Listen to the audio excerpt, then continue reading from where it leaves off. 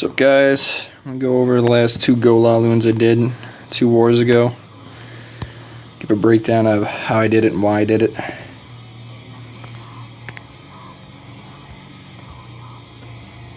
Start with 14, Mr. Bop. Do a quick replay. You guys get a look at it, then I'll break it down, and then I'll do a step-by-step replay.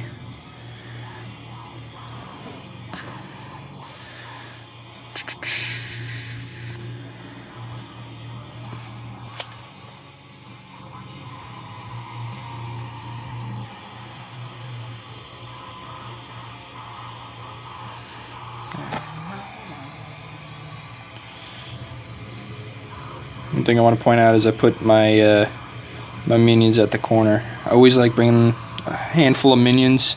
It helps with cleanup. They do a good bit more damage than the hound pups.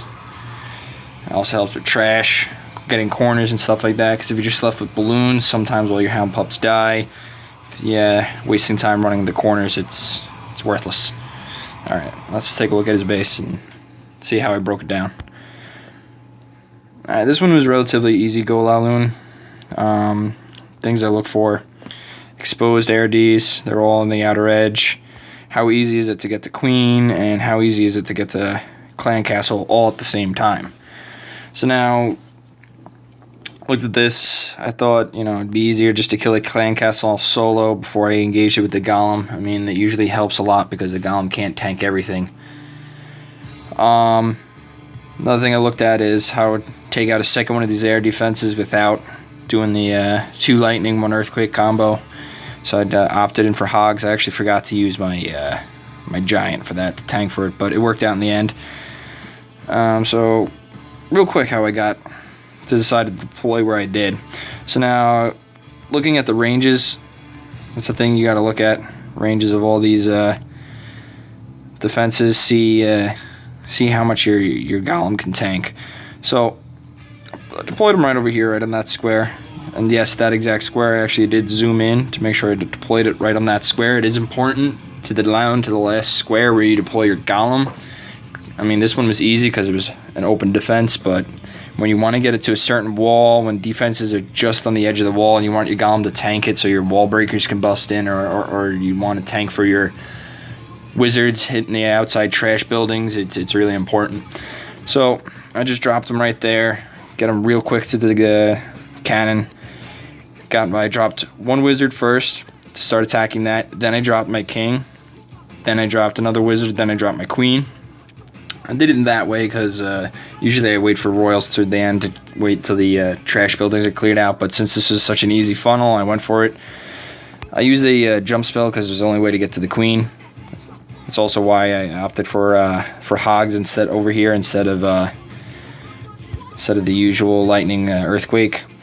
I also dropped 4 wizards, 2 on each of these, because there's no way that they were gonna walk all the way through here and take that out. So the only thing that I worry about was that mortar, which is pretty much nothing at the end of the day.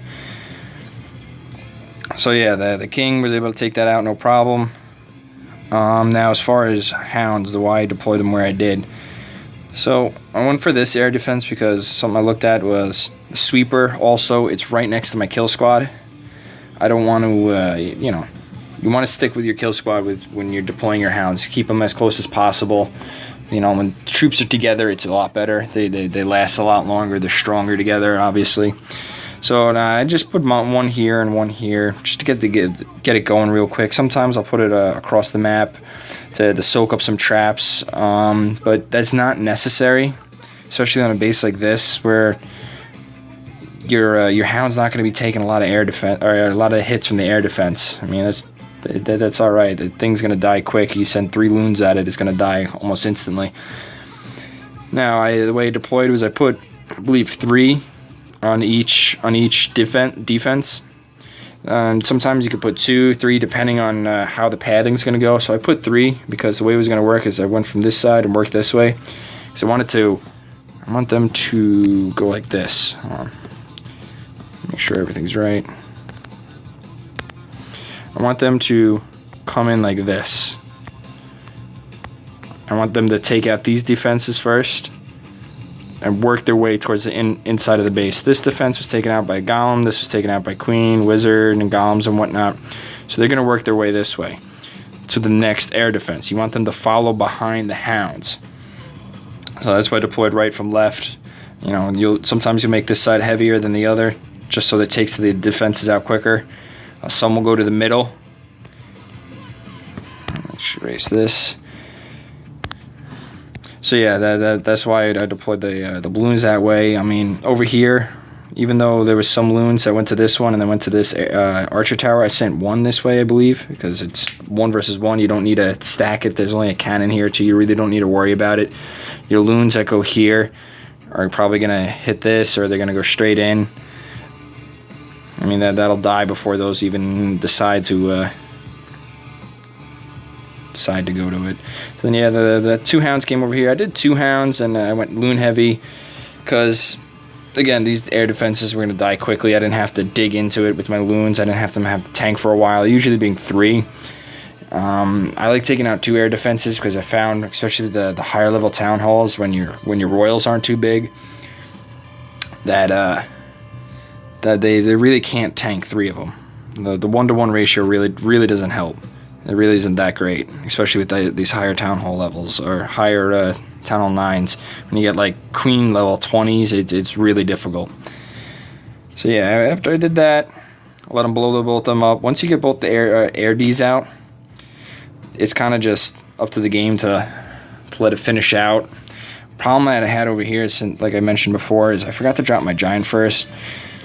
The thing that you really should do before these attacks is just constantly go over exactly what you're going to do step by step. I can't tell you how many times where I'll make a plan and then I won't go over it, and then I'll miss a step, just like that. I missed the giant. You know, I went over the plan a couple times, like an hour or 2 before I attacked, and then I just jumped right into it. And another thing with planning these attacks, it's going to take like 2-3 hours. It's not a, you know, look at it for 15 minutes and then just go in. It's not that easy of an attack. You got to see which way your golems are going to path. You got to see how your loons are going to path.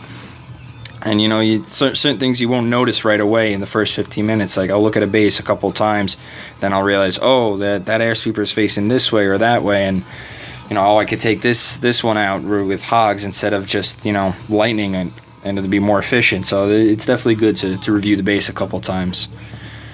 Then I also, yeah, like I said before, I put the minions in the corners because I'm not going to have my loons, you know, trotting along over there. But yeah, here was my only mess up, and that almost cost me the attack. This attack is very sensitive. Everything has to be perfect. If you're, you know, if you don't take out an ARD, or if you don't take out Queen, if you don't kill CC, your attack is almost guaranteed to fail. So let's play it again. Alright, just burn right through that. Like I said, I opted to do that so the golem doesn't die right away. Okay, zoom in. You see how I said I put it exactly on that square? I did zoom in to do that. I want it right away to that cannon.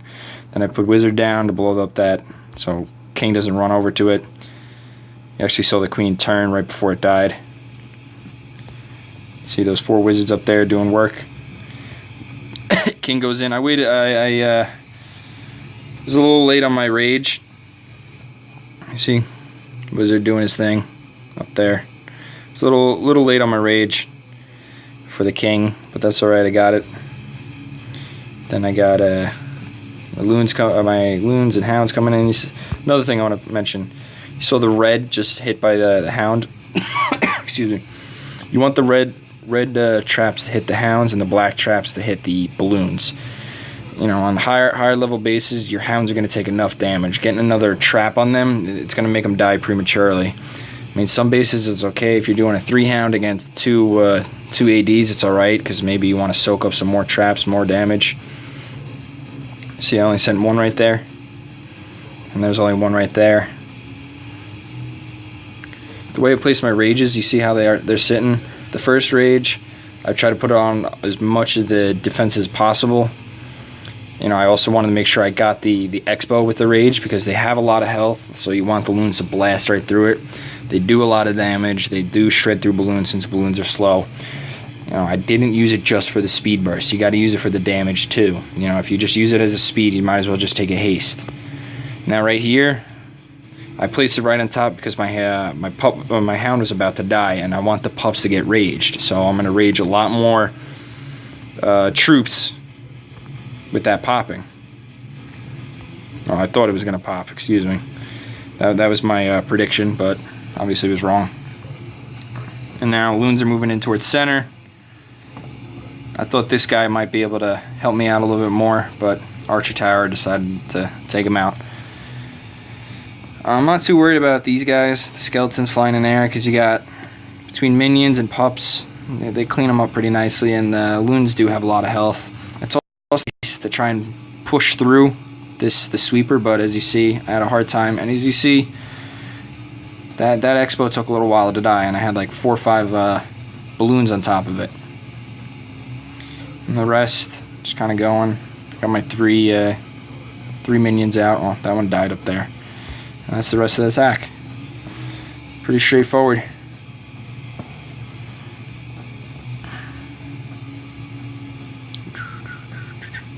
Alright guys,